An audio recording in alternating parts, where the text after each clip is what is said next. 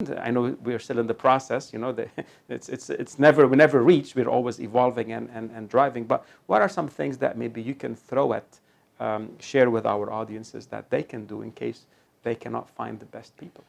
That's right. Definitely, there is a scarcity in market when it comes to attracting professionals, when it comes to B2B.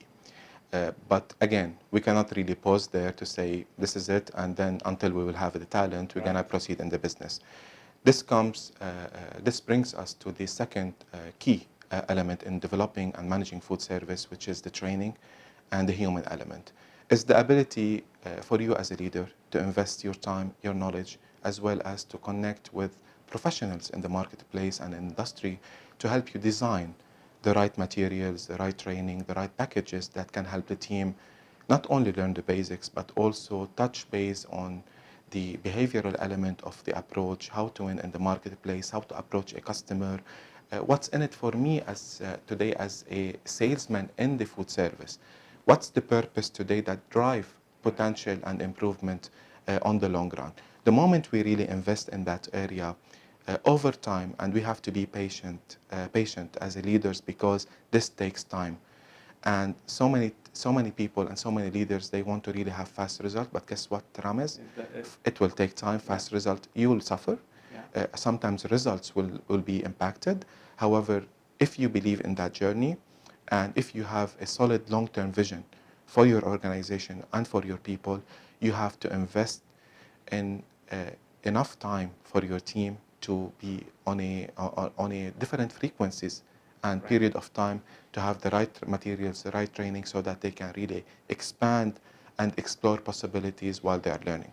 What I love about what you're saying, Ayman, is don't wait for you to have the perfect conditions. Create the perfect conditions. And I remember during the pandemic in 2020, you personally, first of all, what I love about you is you're hungry for knowledge. You always, you said 5 years ago you started following me, and because I maybe have started putting more content online, and it's great, and we've stayed in touch, and we've always had these conversations. And I would say in the pandemic, you invested in a program. You sat with 20 other sales leaders. Remember, from sales confusion to sales certainty. That was a topic, of course, we created for sales leaders, sales, people that manage teams. And Ayman was just like, yeah, I'm in. It wasn't even thinking twice about it.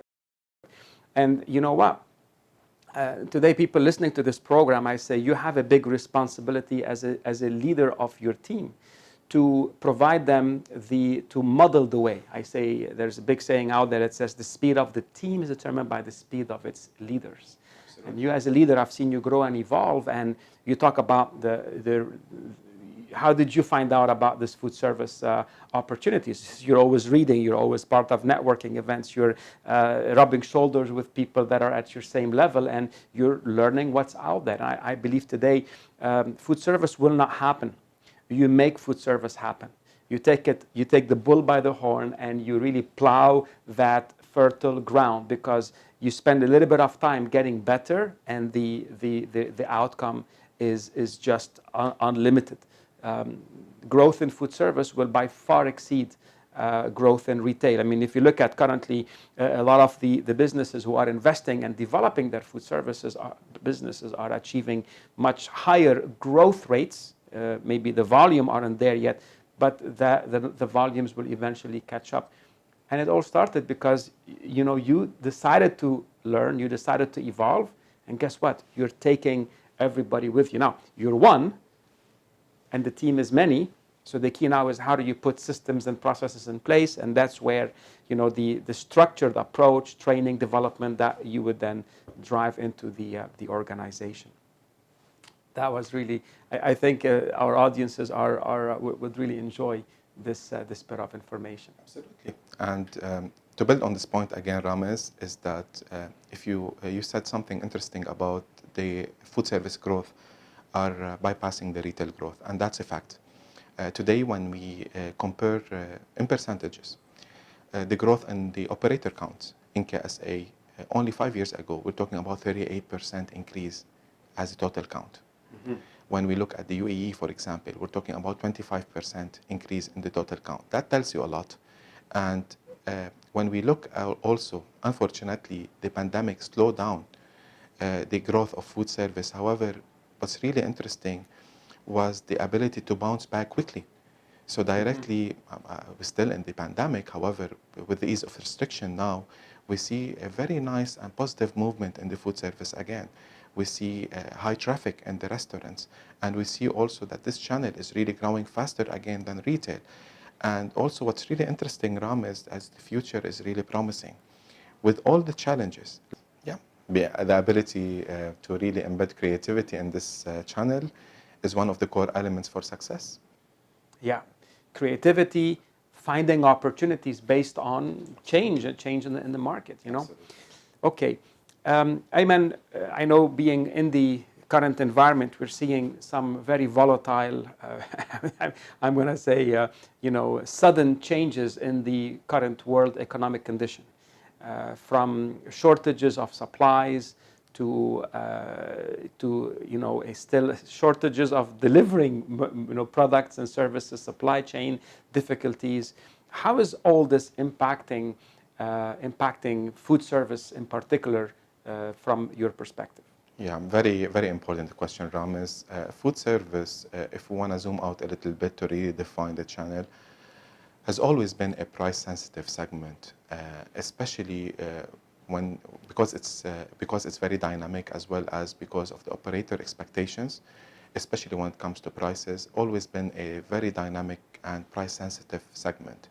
Now, what's happening with all the challenges that you've mentioned, Ramez, is the cost input to run the operation is really increasing drastically, which is really affecting as well the ability of really keeping the price as is, and the pricing strategy is dynamically changing. And the fact is, it's changing now on quarterly basis. If you recall 2 years ago or 3 years ago, before the pandemic, usually the commodity side of the business used to have a static pricing strategies, rarely to see a 4 to 5% increase. Today we're talking about extremely dynamic. We cannot really foresee the next quarter or the quarter after how the prices will be impacted. And that by itself for the food service industry is extremely challenging. Whether we like it or not, the operators will always suffer. And that's why my only advice to the team and to the organization is to continuous consultation, to really explain those facts. And I'm sure operators, they know, because they have their own toll of challenges as well when it comes to managing their cost. It's the ability to really keep continuous consultation to the operator, to really help them as much as we can in terms of managing costs, as well as keeping the serviceability high on the agenda, to ensure that they are not we are not letting them down in such a very hard period, as well as securing the supply chain elements from the entire value chain, from let it be from producing the product all the way to have this product at the operator kitchen, is something that we are really focusing on in such very challenging period, Ramez. Absolutely. You know, this is a very real threat.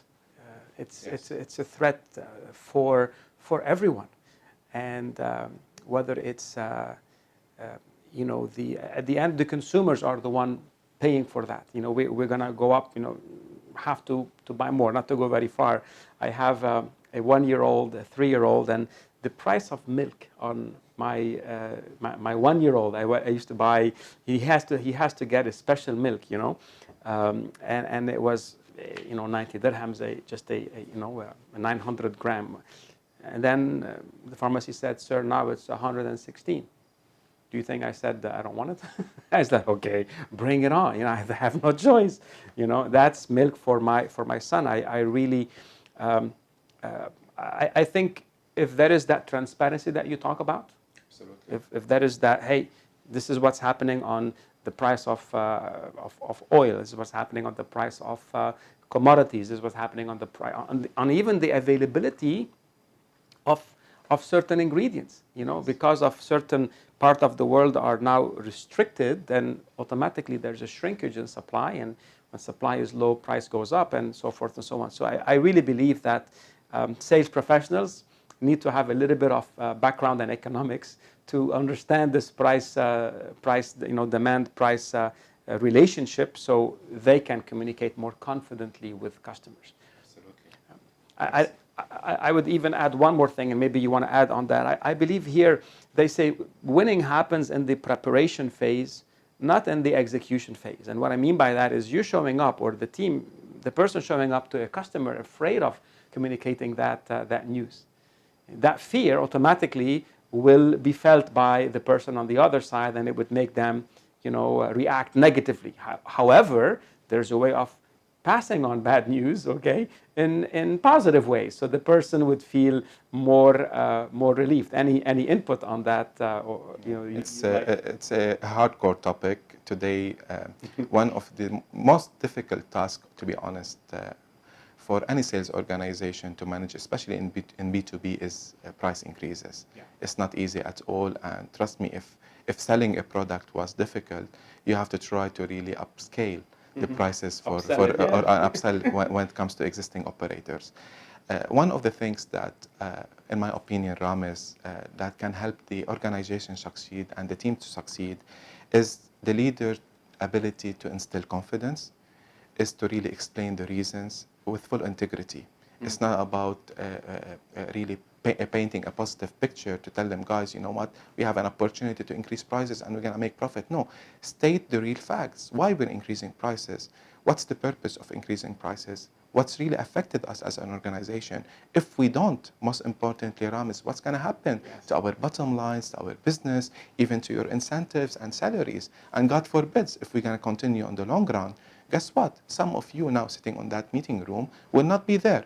And that's why, as a leader, because I really care, we have the chance today to really protect ourselves, protect our organization, as well as be extremely honest to operators. The reasons are X, Y, Z. Today, globally, the world is not fine when it comes to economics, right? I mean, today everybody's talking about inflation. Today, the whole world was hit by a severe pandemic. We have shortage of laborers. And then out of sudden, you see the cycle of consumption is bouncing back, but you don't have laborers. So ingredients, and you don't have ingredients. So it's very tough to manage. Before we used to say we're gonna manage a 5 years plan. Today, Ramez, if you manage a quarter with full visibility of the second one, you're doing a great job. And that's why full visibility. Back to your point, full visibility about the scenarios, the confidence that you're gonna bring to the team. The approach, how you're going to approach the operator. If you're going to approach the operator that this is your new price and sorry, we cannot do anything, guess what? He will remember. And he's going to hunt you in the future. And guess what? Most probably you will not be able to do business with him again. This is why it should come with empathy, with the right explanation, with the right approach as well. How are you going to really communicate? What are the preparations that should be really shared prior to the approach? All this should be smartly managed by the leader as a role example to his team to really go and approach the operator. And also I would like to say something here, Ramez, is that sometimes, you used to always say the art of reciprocity, right? Whatever you're going to give, you're going to take back. But also the operators managed to enjoy extremely solid prices over the last 2 years, especially in the pandemic. And one of the stories that I really share with the operator, despite Mr. Operator or Mr. Customer, your volume dropped drastically in the pandemic, less than 50 to 40%. I was still giving you the same prices that we've managed to agree on because we really wanted to support you in the pandemic. But now when we as a business got impacted now and the business is flourishing and you're coming back to really do well, now is the right time for you to understand that we have to really compensate our P&L a little bit to really increase and nudge prices up because we really want to make money. And I believe this kind of relationship not only will allow you to win on the short term, also will allow you to really invest on the long term. And nobody knows, maybe the cost will be dropping in the future.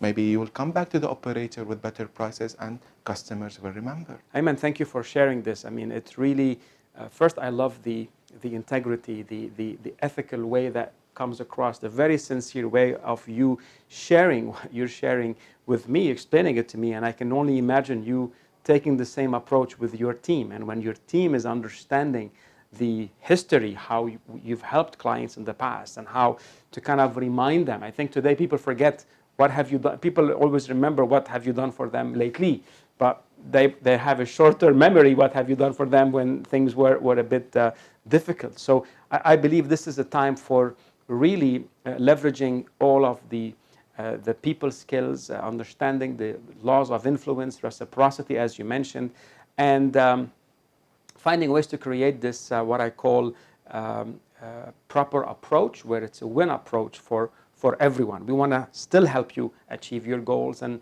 we can't help you achieve your goals and us not achieve ours. So we are in the same thing together. So really amazing, great insights there.